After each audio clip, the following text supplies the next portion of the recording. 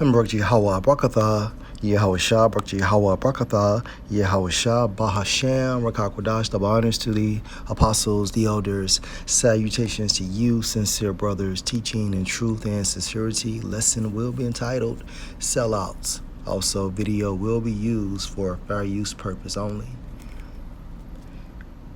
And this clip is entitled The Speech of the Century. Could've got to wait on beat for you catching me. You remember that. You remember that all day. You killed me. You remember that. You killed me. Niggas like you just prove what the Peckerwood say. We just beasts. Willing to do anything. Kill each other. No mind. No feeling. Shut up, nigger. Least why I ain't gonna die like you gonna die. Like a slave.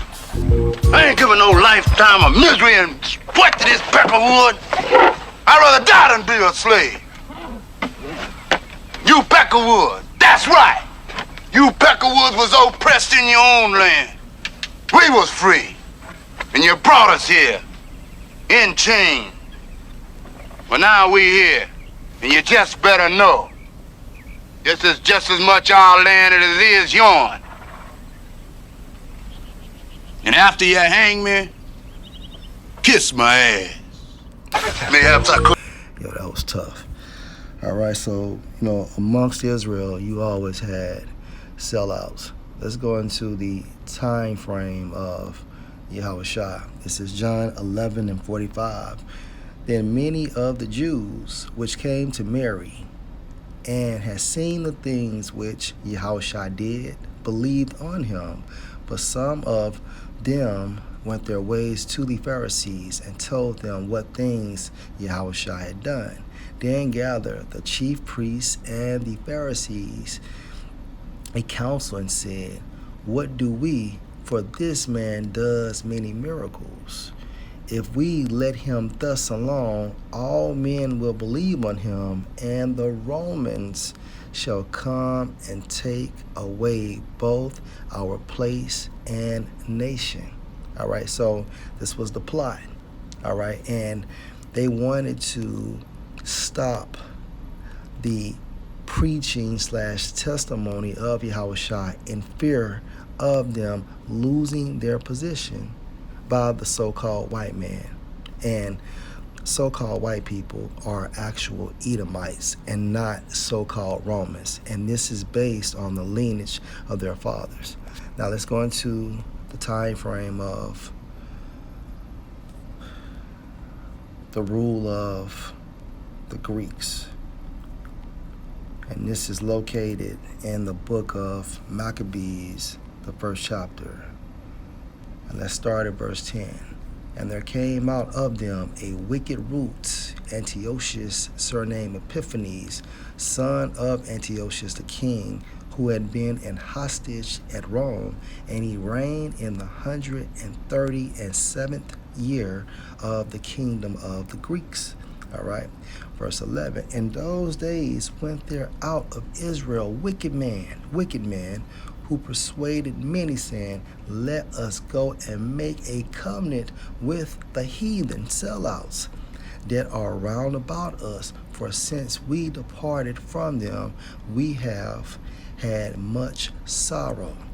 So this device pleased them well. Then certain of the people were so forward herein that they went to the king, who gave them license to do after the ordinances of the heathen. Okay?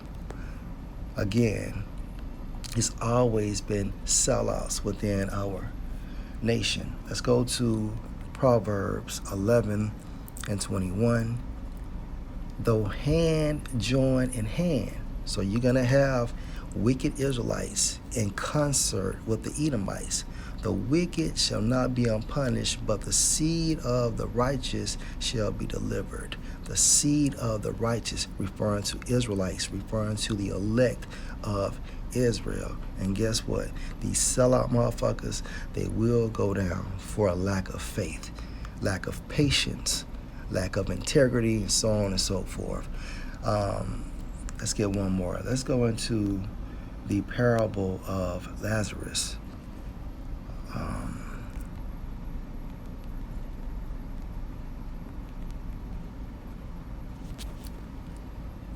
It's a point.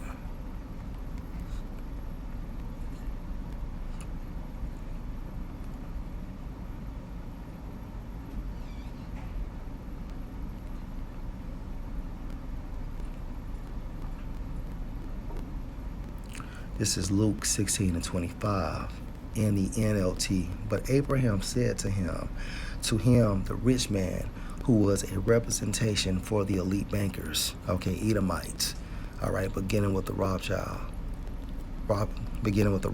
family, and Lazarus is a representation for Israel. But Abraham said to him, son, remember that during your lifetime, your kingdom, you had everything you wanted in your kingdom, and Lazarus had nothing. Why? And this also further proves that hell is nothing but a condition on earth. So in Esau's heaven, automatically it's Israel's hell. And in Israel's heaven, automatically it would be Esau's hell. It's as simple as that. All right? So back into the scripture.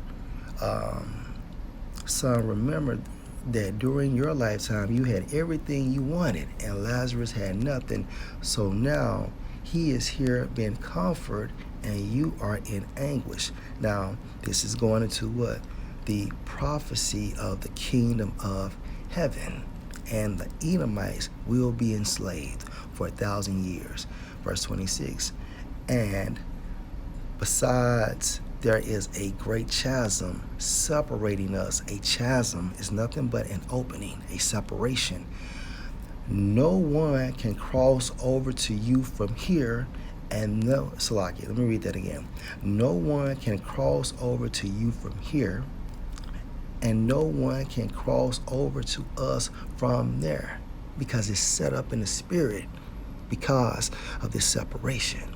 All right? And that's going into what? In the book of Genesis, right? Remember, the Most High stated to the woman and to the serpent that there will always be enmity, all right, / hatred amongst these two nations. Lord, will you edify? Shalom.